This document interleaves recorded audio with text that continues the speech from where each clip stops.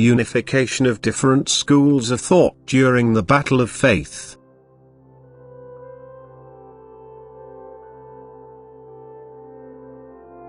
The various schools of thought will, due to their deviation from each other, always quietly fight each other, inasmuch as each will try to lay claim to the truth and will therefore not want to accept the other.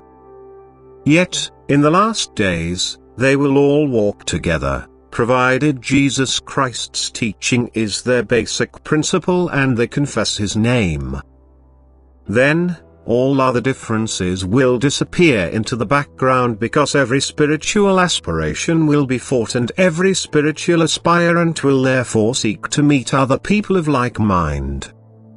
Thus, the teaching of Christ will emerge from every school of thought and their followers will belong to God's parish, to His church, which He Himself founded.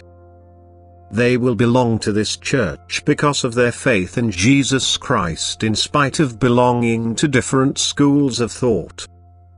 Each one will discard external practices and customs and only pursue the inner connection with Jesus Christ, and each one will foster love, teach love and practice love.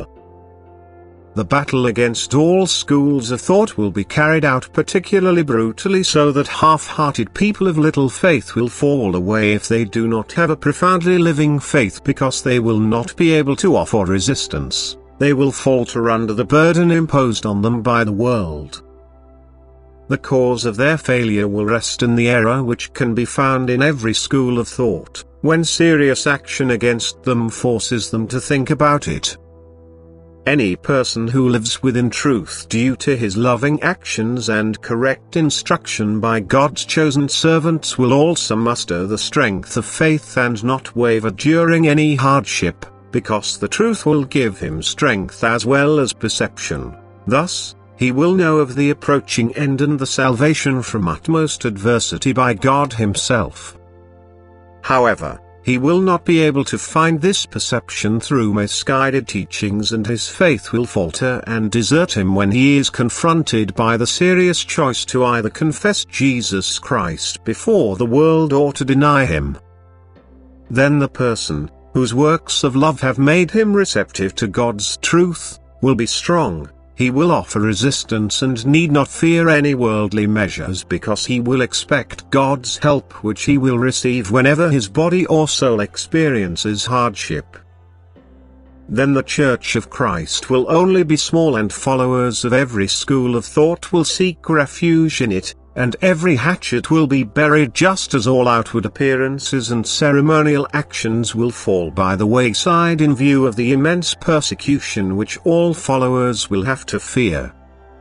For the individual's psychological development it is also beneficial for him to only take notice of the core, to recognize the Christian teaching of love as the core, and thus his faith will be strengthened the more he abides by this teaching.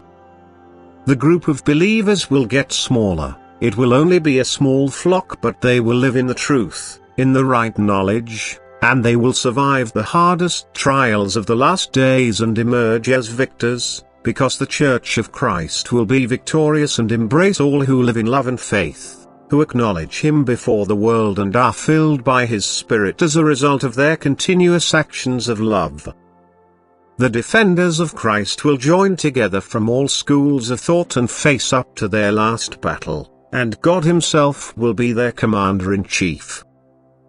God Himself will protect them, the shield of faith will cover them and make them invincible.